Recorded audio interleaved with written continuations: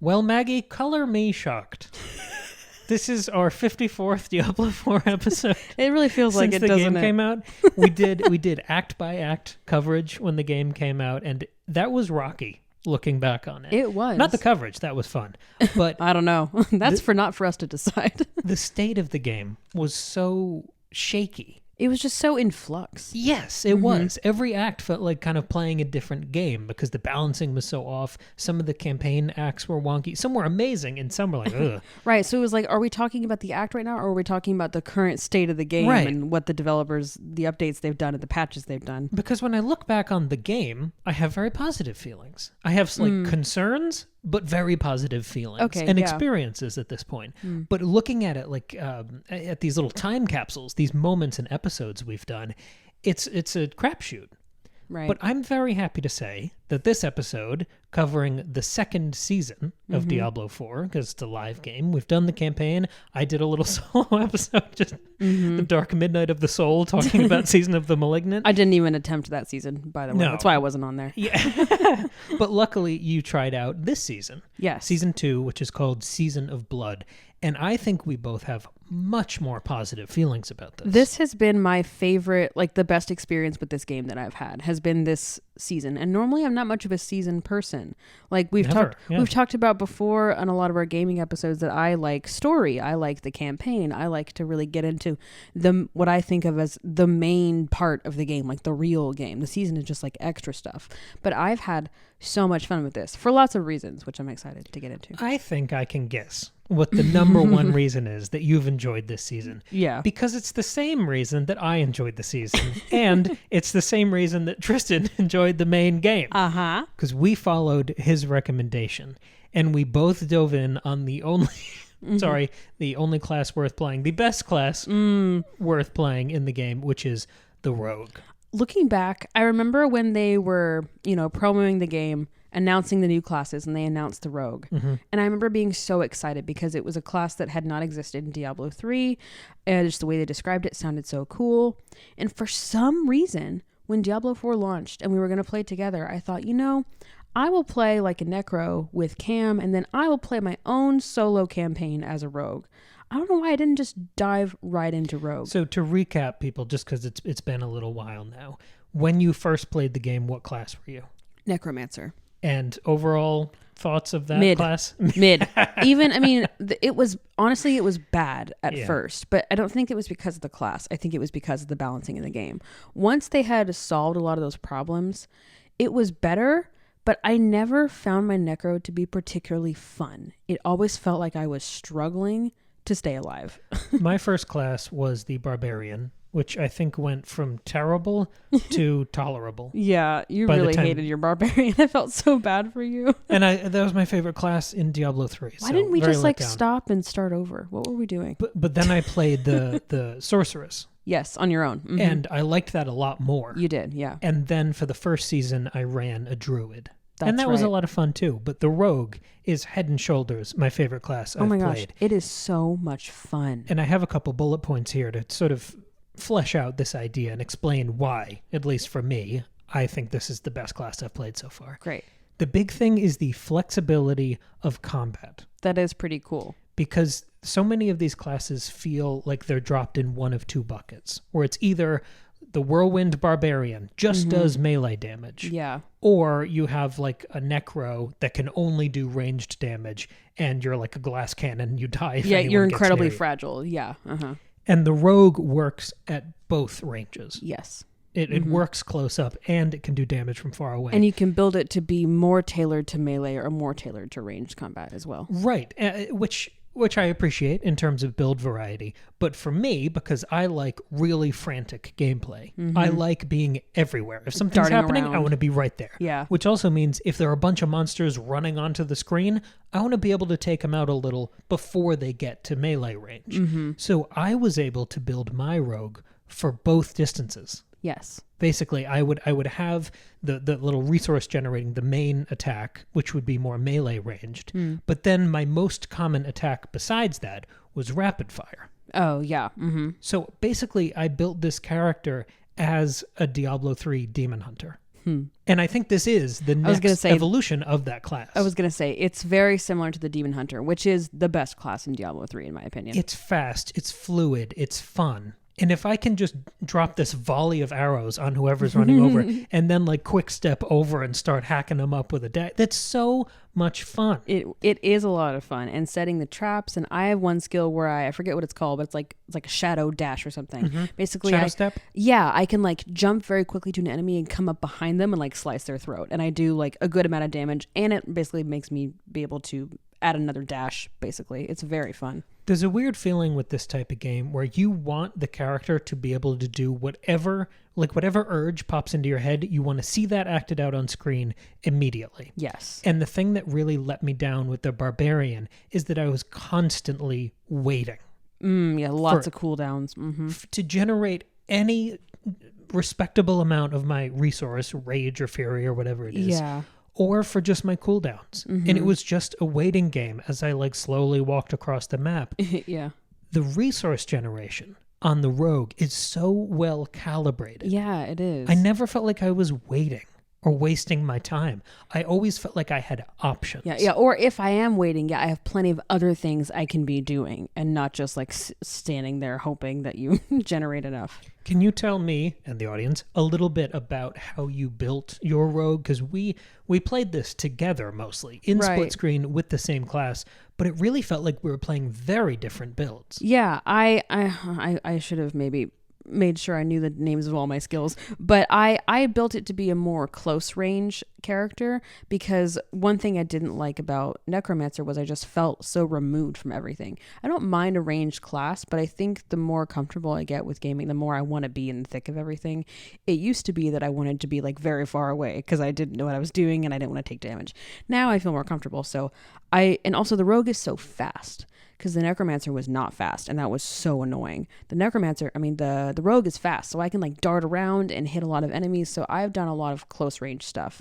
I have my twisting blades, which are ranged, but only to an extent. And I can't remember the name of my main attack, but it's something where I'm like attacking up close and doing a lot of stabbing. To my memory, you were melee range with a lot of shadow skills. Yes, it's mostly shadow. That's a good point. Yeah, like I didn't do poison. Like I focused on shadow damage. Not like for a particular reason. It just, those skills stood out to me as the most interesting. And I'll do things where like imbue my weapons with stuff, and I also do things that daze enemies, like a lot of like slowing them down so that they don't all like converge on me, so that I can, like daze them, slow them down, and then get them all at once. So that's mostly what I focused on. Tried to be speedy, light on my feet. Like I liked the idea of leaning into the sneakiness of the rogue, somebody who like creeps around in the dark, comes up behind you and stabs you. Like I found that to be really interesting and much more exciting to me than something like a barbarian, which is just barreling through enemies. Like that's kind of boring to me. You seemed more immersed in this class, like it was giving you more of a fantasy of a type of character in this world. Well, yes, because number one, because the character fits so nicely into the world, especially when you're doing something like vampire hunting, But number two, which was, we should say, that was the theme of this whole season. Oh, yes. We didn't even say that. Yeah. Yeah. It's all about vampires. We'll get there. Yeah. But second, because I wasn't having to think so hard about not dying. Like I was just able to play the game, play around with the skills, kill enemies, like still be strategic and think about my skills. Cause that's what's fun, is thinking about the combinations and how do I best, manage this. But I wasn't taken out of it by like trying desperately not to die and to move around the way I was with the Necromancer. So I was very immersed, and it was really, really fun. Also, the costumes are so cool. Yes. Or the gear, sorry. The gear looks so cool for the rogue. Our characters both looked awesome. Not that it didn't look good for the other ones, but I really liked it for the rogue. My character was mainly rapid fire and twisting blades, and everything else I built out a poison trap build. Yeah, you were a big poison guy, which was everything fun. Was green on my action bar. And it was very cool because I've never played an elemental build like that. Usually I avoid that and just go like straight physical damage because I just want to hit hard and run away. Yeah. But I'm glad I played in that arena this time because I was using so many more skills more intentionally instead of with the barbarian where it was like generate resource, do whirlwind, and everything else was just sort of shouts to make that work better, that loop work better. This time I felt like I was playing with a lot more skills. There were a lot more moving parts, which made the end game, because we both got these characters up to like level 55, 60. So we completed the skill tree and then started blazing through Paragon boards. I actually got to upgrade meaningfully my character. Even after every gear slot was a legendary item, the aspects really mattered. Yeah. And made this better. It felt more like Diablo 3 did. Totally. Remember, when we were playing the main game, Tristan was talking about that one aspect, I believe, that gave him a huge buff to twisting blades. Yeah, because when they come back, they slice back through enemies. I have that aspect. It's great. And I got some of those that really enhanced my build. And it felt like an essential upgrade, a real change, even 50 some odd levels into the character. That's what we've been asking for. Yeah. That level of continuous progression through the arc of creating a character. I really feel like maybe it's playing a game, 7 or 8 months after launch. Maybe it's how they've expanded the seasons. But I felt like this experience with this character is everything I wanted from launch. Yeah, and I feel like when we finished playing the campaign for Diablo 4, my feeling at that time, I believe, was I'd like to replay this eventually, but I'm not in a hurry because my experience overall was pretty frustrating. Like, still good, but frustrating. However, now I would love to replay the campaign as a rogue. I would change up my build a bit. I'd try new things, but I would definitely play as the rogue through the campaign by myself. Because the gameplay experience is more fun now, because we were experiencing the story on such a granular level, because we wanted to talk about the story beats and developments there. You wouldn't have to do that next time. You could skip through a lot of that. Right. If I'm bored by, what's happening with, what's his name, Elias, I would just skip on through it. Yeah. So if it's mostly just a bunch of gameplay with fun environments, now that the gameplay is great, is that a more appealing proposition? Totally. Yeah. Yeah. So I'm pleased with it. Again, it's so hard to judge, like, did I like the season or did I like the changes they made? But I think the answer is I liked both. Yes. So let's move into what the season offered, what that experience gave us, because the big meatball here and why I was so thrilled that they were doing this type of seasonal model. I mean, when they first announced it, we were both a little hesitant, but I really like that each season is free.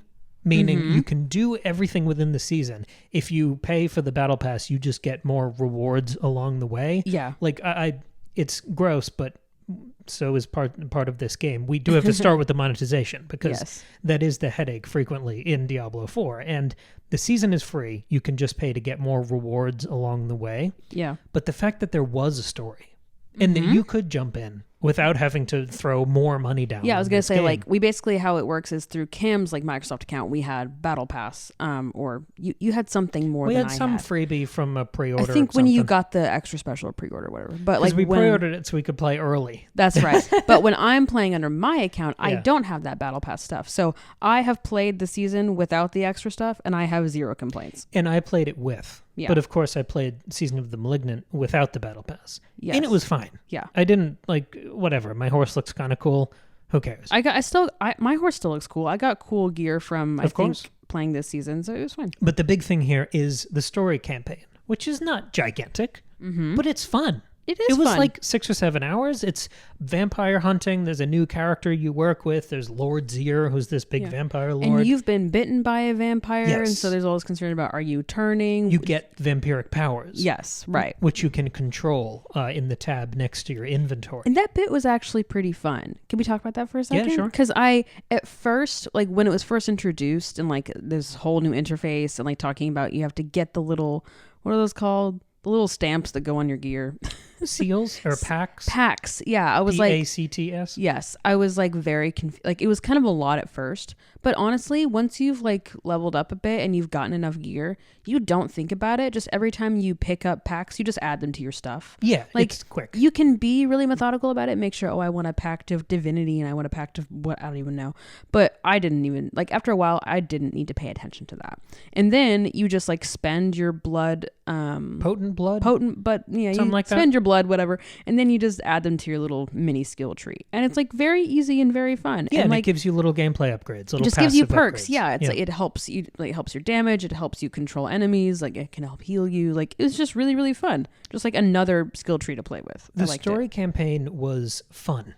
As much as it was simple. Yes. Pretty agreeable quests. Go somewhere, do something, or it gives you a fun checklist of go kill these like 6 minor vampire lords. Yeah. That was fun, but more specifically, the art direction of the new environments and places for this season was beautiful. Oh, yeah. That's never been the problem with Diablo 4, and it continues to be excellent here. But those mini bosses are very fun. I was just entertained through this whole thing. It didn't advance the main plot with Lorath and Neyrelle, and that's fine. Right. I wanted something fun and simple and light, and that's exactly what I got here. And I feel like that's what this season should be. I feel like if we're going to advance the main plot, that needs to be an expansion. And that is their plan. Yeah. Right. But besides just the objectives and quests that it gives you, part of advancing your way through the season is completing these seasonal challenges. Yes. And I want your opinion on this because I'm used to this from Destiny and the first season of Diablo, but mostly Destiny. And these are a list. You get all these tabs, these groups of like 1, 2, 3, like chapter 4. 1, chapter 2, yeah. And they're different difficulties, basically. You get a bunch of objectives in a checklist, and once you accomplish most of them, you unlock the next tier. And you get rewards every time you unlock them. Right. And there's this, for me, there's like a lizard brain sort of checklist satisfaction. But also, when we were playing together, because we were sort of at different stages, if we had both completed the seasonal campaign, then having an objective like, go take out 3 dungeons in the dry steppes. Right. For me, it gives me direction. Yes, because when it's so open, you're kind of like, well, what do I do now? You know, I like that direction. You don't have to follow it. It's not like if you don't follow it, you can't advance or level up, or you can't unlock other locations. Like, you don't have to follow those guidelines. But if you feel a little bit directionless, it gives you something to do. Did you get bored of doing them at any point? Was it still satisfying? No, for the most part, it was good. Sometimes there were things that it wanted me to do that I didn't understand. But that's good that you don't have to do all of them. Right, because you can just do something else instead. And also sometimes it was playing into not just like seasonal stuff, but like other endgame content, like Tree of Whispers things. Like, so I was still able to engage in endgame content alongside seasonal stuff and like still like get rewards, and it didn't feel like I was wasting my time in any way. No, it was fun. I think it's a really good sign that we engaged with this system so much, because the game is at such a good place right now that I was constantly feeling that I just wanted more to do. I wanted to play more. And the big advantage that Diablo 4 for me has over almost every other game in the market, including things like Path of Exile that are direct, comparable games, is couch co-op. Yes, which is so nicely tuned, where you and I can sit down and enjoy this game that we've loved for so long. Right. And I should say we both played the full like seasonal campaign individually. We didn't play together. But then we just kept wanting to do more. Right. So then we would like go and like do some other challenges and other things together. Even though like Cam was a few levels higher than me, it didn't matter and it was still really fun. But eventually we had basically exhausted the seasonal challenges up to the point of like, I don't really care anymore. Yeah, like I'm not going to go do PvP stuff. I never want to do that. So and we would just log on for a while and knock down some strongholds. Or do some dungeons that had like rogue aspects to them. Yeah, like, oh, let's like unlock this aspect. That sounds fun. But even more than our experience during the campaign, or even what I did during season 1, because that was sort of rushed. I kind of just jumped in at the end just to try it out and get a sense of it. Yeah. But we really got to dip our toe into the end game this time. We did so much. We spent so much time in the blood harvest. I was going to say that. I think when I like think about this season, I think about the blood harvest. Can you explain those? So from what I basically it changes throughout, like it's a live thing, but it's part of the season. And there's always a section of the map that's like this teal blue color. And it's like labeled as the blood harvest. And it's a place where there's just like all kinds of shit. You go in and you kill a bunch of vampires, you free a bunch of prisoners, you raise a bunch of things from the dead, you and there's like all kinds of rewards. There's gear, and you can also like collect blood things and put them in an altar thing and get stuff from that. There are chests, like there's all kinds of things to do in there. It's basically just like a I mean, it's like when you're wandering through the wilderness and you come upon enemies, but it's like times 25. It's all bent to the art direction of the season. Yeah, and it is it's focused on the season. Really dense playground of enemies and vampires and activities, like simple activities everywhere. Yeah, you are not going to run out of stuff in the blood. You're not going to you're not going to okay, well, I did all that. What now? What? Like if you are in the blood harvest from the time it opens in that spot to the time it closes, you will be doing stuff the whole time. And there will be other people there who yes, can help there are always you lots of other players, and that's what's really fun. Like you're not playing against them because I hate that, but they're there and they can help you defeat monsters and I it seems like we get our own gear and rewards, so it's not like they're taking stuff except for legendaries. Okay. Well, no, you and I did, because in between those little activities, there would be these chests where you could deposit some of the currency you're generating within the blood harvest, and that would conjure up all of these new enemies and these what were they called? Blood seekers? Yeah, And once you killed, it was always in pairs. When you killed the blood seekers, they were guaranteed, or it seemed, to drop a legendary. Yeah. But there were moments in the blood harvest where there were other players running through. Maggie and I were up to our necks in vampires and demons and shit, and we would blow through all of these enemies and look at the screen, and it would be like 5 or 6 legendaries. Yes. Waiting there to be picked up. So many good rewards. And it was such a great way to like get XP and level up really quickly. Yes, and they only lasted for like an hour. So there was a fun...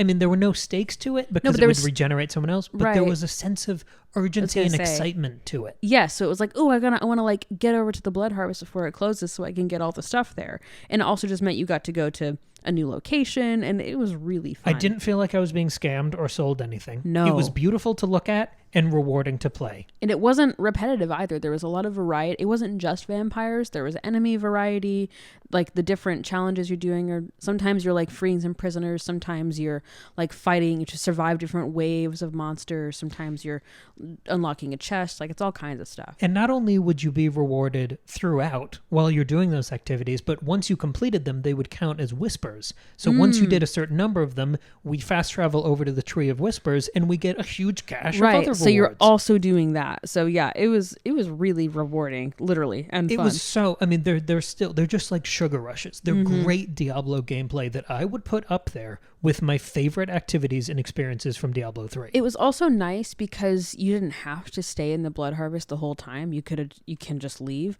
versus like if you want to I want to play Diablo for a bit, maybe I'll do a dungeon. You're kind of stuck in the dungeon until you complete it. I mean, I guess you could just pause and leave, but like a Nephilim Rift, you're kind of locked in until it's done. Right, and sometimes a dungeon takes like a good 30-45 minutes, but like Blood Harvest, you can be in there for an hour, or you can just have fun for 10 minutes and then leave, and it's like you don't miss out on anything. Like you still get rewards even if you don't complete it, you know what I mean? So it's rolling instead of like one linear thing. Yes, and we pushed ourselves into other parts of the end game that we had never toyed with before. We went into different world tiers, which are sort of the difficulties. Oh, that's right. I had been in World Tier 1 the whole time, and then I finally went up to World Tier 2. We went into 2, and then we did that big, I think it's called like the Dungeon of Light or something. It's Cathedral of Light? Cathedral of Light, yeah. Thank you. It's that big multi-tiered capstone dungeon that unlocks the 3rd world tier. Yeah. But that was like the big challenge that was on the horizon. We saw it right there in Kyovashad. Yeah, that was fun. We played through that, and that was so fun and tough too, but also just a really engaging gameplay sequence. We also interacted with some of the more live elements that pop up every couple hours and then go away. We multiple times ran world bosses. The world bosses were fun. That felt like such a fun community thing. So I don't remember which one it was. It looked like a big evil Ashava, the demon pestilent dog. Yeah, it was some big creature, but it was one of those bosses where it's so big that the camera zooms out and you're tiny because it's like so large. And there are 10 other players there. Yeah. So it was me and Cam and then a bunch of other players, and it was so fun because it was challenging. Like it took us a long time to kill this thing, but the best part was that when somebody would die, people would rush to come rescue and resuscitate you. Like when Cam and I are playing by ourselves, we're doing a dungeon.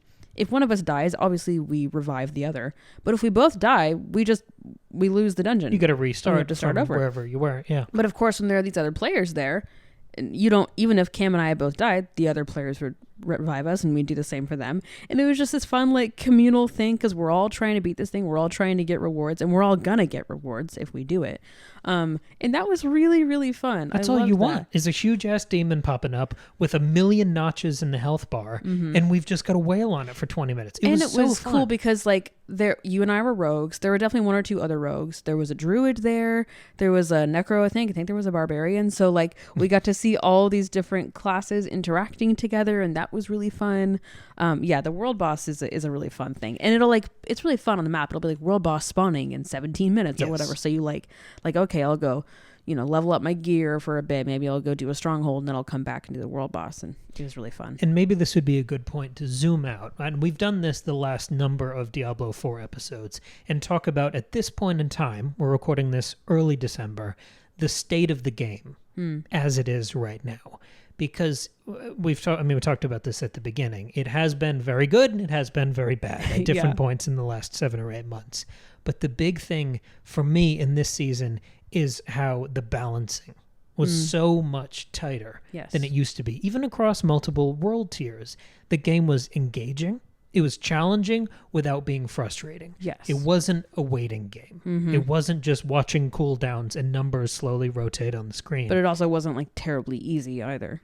No, but it was constantly rewarding. We already sort of began to talk about this before, but the vastly improved loot and reward systems through basically every activity in the game, we were hit with an avalanche of legendaries. We got to a point where we ignored every piece of loot that wasn't a legendary. Yes, it was like, don't even bother picking it up because there's so many legendaries. Like every time you open something, like that's not just like a shitty little chest, like an actual thing that you open, it has a legendary in and it. Because we already had very good items in every slot. Right. So you're like, I know it's not going to be worth it. Every now and then you like pick something up so you can like, salvage it and get some of the materials. But for the most part, we just stopped picking that stuff up. There were a lot of big adjustments that they introduced with Season 2. One of those was removing gems taking up space from your inventory. Yes, that was awesome. That's huge. That was so huge. The lack of clutter and time that we had to micromanage our inventories during this was great. It streamlines the experience. Yes. We could create gems when we wanted to, but that we didn't have to do that Tetris shuffle after every activity was amazing. Because we would have to do that in the middle of dungeons. It was so annoying. Yeah, I honestly don't. At this point, I just stopped bothering with gems because I'm always getting new gear anyway. So it just like wasn't worth it to craft gems and put them in. Like I would just like if I have one and I throw it on something, great. But if not, I just could ignore it. And actually, that was preferable for me. We also leveled up a lot faster. I think it's now 40% faster to get to level 100. I don't know if I'll ever get a character to 100. I'm not sure I will either. Life's too short there. But we got to like almost 60 or so. Yeah, I was around 55. And I think you were closer to 60. But there's so much more gold, too.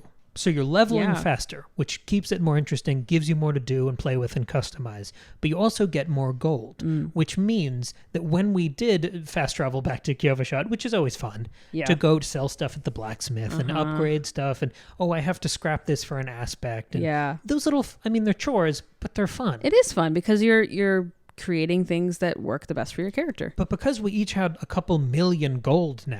Never an issue. There was never if I wanted to reset my skills, the gold tax there, I never had to think about it. Yeah. And I could interact with whatever vendors I want without having to budget things. Right. Yeah. Which means that those penalties or taxes were completely irrelevant, and as they should be. Yeah, which when you're at level 40, or by that point, gold should not be a problem anymore. If you're at, level 2, okay, you got to be scrappy. But once you've leveled up enough, that shouldn't be a concern anymore. Yeah. I want to close out this episode with a couple wrap-up questions. And this is for the audience. If you're watching us on YouTube, then talk to us in the comments. If you're listening to us on Patreon or podcast, Patreon, the comments are right there on the episode. And for the podcast, you can email us, secondbreakfastpod@gmail.com. I have a couple questions to close this out. This first one is mostly for Maggie, because this is the first season you've ever played of anything. I'm a long-suffering Destiny player. That's true. I've never played a season of anything. A lot of this, the world bosses and the new activities, that's the new art direction. That's things I've appreciated in Destiny for a long time. But for you, do you think you enjoyed this because it was your first seasonal experience? Do you think do you have any interest in playing season 3? Was this a novelty, or are you into this model? No, I'm into it. I know that lots of other seasonal stuff, from what I understand, like in Destiny, for example, has a lot of PvP stuff. I will never ever do that. I can't handle strangers on the internet saying how bad I am at playing. I can't do that. I can't have people relying on me. But after we beat the world boss, because if you hit the D-pad, you can like you can say thank you. Talk, but you can there are say a couple like simple phrases like Woody from Toy Story, and someone said like thank you, and Maggie panicked. She was, how do I say thank you? I have to say thank you. I was like, I don't know how to do it. This person's gonna judge me. And we got there. Yeah, we did. And we expressed our gratitude. I'm just not as quick. I'm not bad at, like, I was doing a good job. Yep. I'm a strong player. I just sometimes I don't know what to do. Hey, I'm a PvE Destiny player, so I'm on the same page. Yeah. Anyway, but no, like like if it's got interesting, especially if it's got like cool new monsters, cool new aesthetics, cool new just mechanics, or if there's some other type of thing like we had the blood skills, like the vampiric skills, powers, I think that you could, because they were all passive. None of them were active skills. Like that was really fun. Anything that's like tailored like that sounds like lots of fun. If you're going to get like a 4 or 5 hour seasonal campaign, especially and some challenges. Especially if like, because in this game you have to make a new character, right, to play the new season. So that's like a fun way for me to play with a new class without committing to an entire campaign. It's a beautiful transition. So like, I think next I would probably like do a druid. There you go. What's your next class? If druid. You're interested, well, I guess here, maybe answer it in 2 parts. Okay. What's the next class you want to play for the next season? And then what is the next class you would want to use to rerun the campaign? Okay. So for the next season, I mean, it depends. I might want to tailor it to whatever sort of Do you want me to list them out just to... No, the classes? Yeah. No, it's barbarian, druid, rogue, sorcerer, necromancer. Look at you. Right? So it depends on what the next season is, but if it's something that works well with druid in terms of like style and theme, then that would be great. If it works really well with wizard, I might do that. Or sorcerer, excuse me. But no, for the most part, it's going to be druid. And Rogue. No. Did you mean rogue? No, druid for the season. Okay. For the next season, I would do druid because I'm curious about druid. And I know that you've played it and you had mixed feelings about it. It's very elemental. I think I might really like it. I mean, I can always get behind a character that's in touch with nature and animals. Like, that's awesome. Yeah, and you can turn into different animals. And my first, like, Diablo character ever was the Witch Doctor in Diablo 3, which is basically like a non-Western druid. Minions, companions. Yeah. Yeah, very inspired by like indigenous cultures in like Africa and the East. But anyway, so I would probably do that, but like, because I don't know if it's going to be like my favorite class ever, I don't think I would want to do a full campaign with the druid. So I'll do druid for the next season. For the next campaign, it's gonna be rogue. Like for the next time I want to play the campaign through solo, rogue. Are you feeling that itch? Yes. Okay. Because I've been loving the season. Is the season still going? When does it end? January, late January. Okay. They are doing some sort of holiday event. I think it's called like the Abattoir of Zir. So if that's good, maybe we'll tack on a segment. Maybe, because like, I mean, with this season, I've really enjoyed it. I'm kind of at the point where I feel a little bit done. Yeah, like, I've gotten to level 50. I've played a bunch with you. It's great. If there's some night in the next coming weeks where we just like want to play Diablo for 20 minutes, we'll do it. But I'm pretty much done. So I think the next time I get that big Diablo itch, I'm going to do the campaign solo as the rogue. But don't you kind of like that you can be done with the campaign? Yeah. That you can go do other things and yes, you don't feel this... that it's not my only way to replay the game. Totally. But that you also don't feel like this obligation that you have to check in every week and do something else. It's not a chore. No. You can do it, have a great experience, and then come back when there's new content. Yeah. So what are you going to do for the next season and the next time you do the campaign? Ooh. I don't know, because the only class I haven't played, because I did the Barbarian the first time, the Sorcerer alone, the Rogue now and during the beta, and the Druid last season. I haven't done the Necro yet, but I feel like I kind of have because you did when we were playing together. Right, you heard so much about it. But I wonder what the Necro's like now that they've fixed a lot of the balancing issues. I'll probably try that. You probably will. I'll probably try the Necro. Will you play as a female or male? I don't know. Because you played female sorceress, but you played male rogue and male druid and barbarian. What did you do during the beta for the rogue? Did you do female or male? I don't remember. Okay. I don't remember. I mean, it's like they're wearing a hood, so you can't tell. But yeah, I think I'd like to play Necro because that class has never clicked with me fully. Even in Diablo 3? Yeah, I don't know. I loved it in Diablo 3. It's so fun in Diablo 3. So I want to kind of crack the code on the Necro. Okay. And the last question here for everyone, and of course for Maggie over there. Oh wait, but I'm sorry. What are you doing for your next campaign playthrough? I don't feel the urge to do the campaign right now. Oh, okay. Sorry. I've got 7.5 acts left of Path of Exile. I'm good on campaign content. That's totally fair. Okay. Mm-hmm. After 7 months or 8 months or however, since Diablo 4 launched. Has it been that long? I think so. I think it was like June. It was the beginning of June. So it's been 6 months. That's how math works. It's been 6 months. All right. But still, that's a lot of months. Sure. I don't know when this is coming out, so I just hedged. Oh, sure. In the future. It'll come out before the season ends in January. Okay. So high from the past. But which Diablo game feels best? Now that there's been time to recalibrate Diablo 4 and get it to a good spot. You've played a little Diablo 2, you've played a lot of Diablo 3, you've now played a bunch of Diablo 4. Which one feels the best? Oh, that's such an unfair question because I have so many, I'm so tied to Diablo 3. And Diablo 4 and Diablo 3 feel like such different games. I mean, obviously there's a shared DNA there, but they feel really, really different. So it's hard, but honestly, it's Diablo 3. It's playing as the Demon Hunter in Diablo 3. That is the most fun Diablo experience that exists. And it's going to be hard to beat that. As much as I've grown to love Diablo 4, as much good as it's done, it's just not the same. I don't have nearly as much fun. You've played a little Diablo 2 now. Yeah. How did that feel? It was interesting to see the roots of D3 and 4. I don't love it. I don't love how it's laid out. I hate the inventory. I can't even talk about the inventory.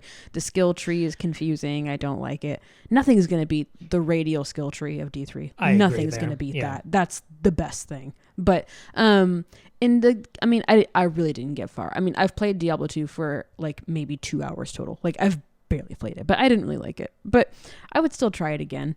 But it's Diablo 4 just feels like the better version of Diablo 2. So I would just play 4, What about you? Well, the reason I asked the question is because I had such a troubling experience. We were playing a little Diablo 3. We just, I don't even remember the class. We both made new characters. I think it was Demon Hunters. Okay. Yeah. No, I made a monk. Oh, I think you were a Demon Hunter. That's right. You were a monk. Yeah, because we wanted to try that new big final season for Diablo 3. So we fired that up, played that for half an hour, and then we went back to Diablo 4 because we wanted to do more Blood Harvest. Yeah. And to me, and I don't know if it's the dash or that I always have movement speed buffs or just that I've been playing it a lot, but Diablo 4 felt a lot better to me. Interesting. Okay.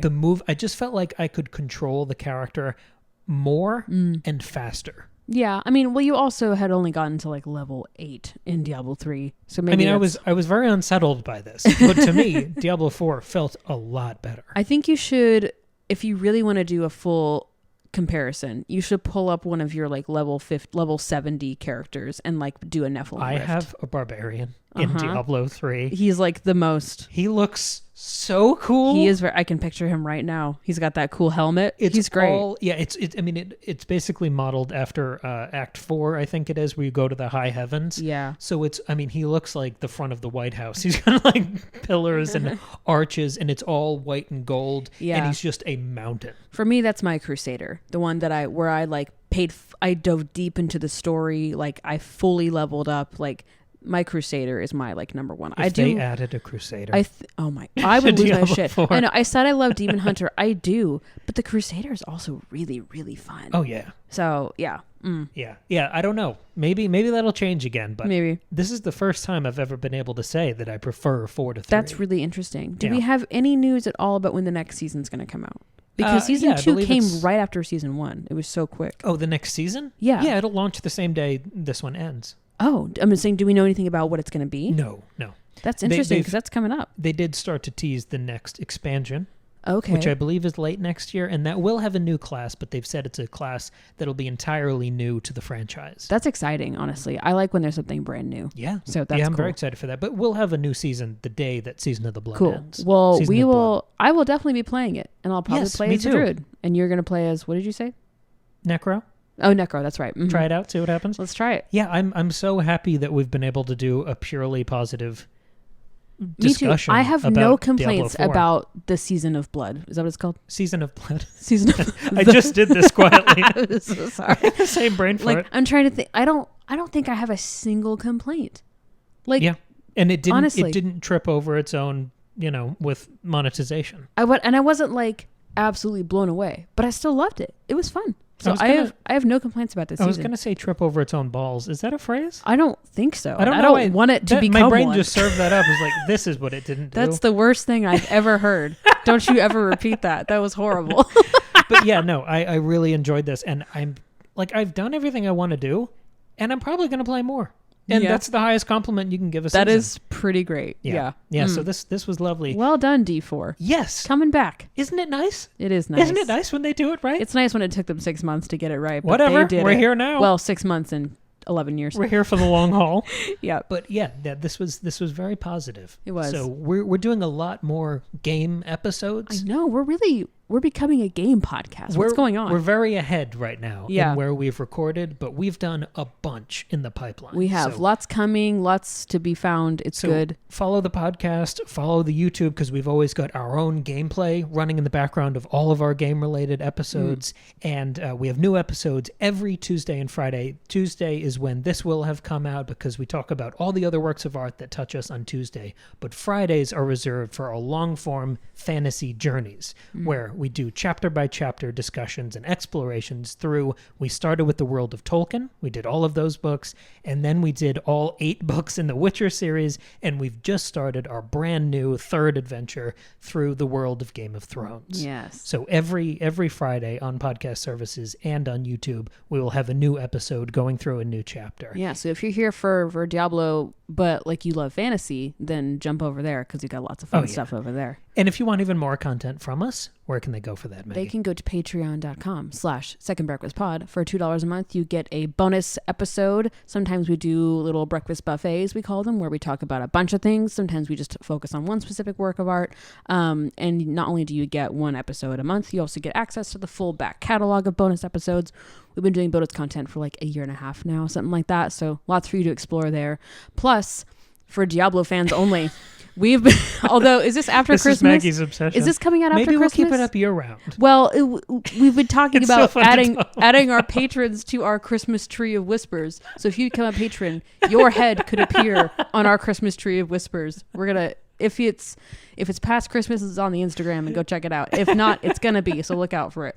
All right, that's all I have. What a fun idea. Links are down below. I'm just committing it. It's a solid We haven't visual. decorated yet, but we should now. Mm-hmm. Yeah. The heads of the patrons. Mm-hmm. Well, thank you for joining us. And I was just so happy to be able to do this episode and talk about this season. Me too. Lots of fun. Go check out Diablo 4 if you haven't in a while. There's if a you've been lot like, to do. If you've been like on the fence about Diablo and you're like, I've heard a lot of bad things, I don't know. It's good now. It's in a really check it good out spot. now. So yeah. Awesome. All right, we'll be back in a few days with a brand new episode. Thank you as always for joining us, and we'll see you then. Bye.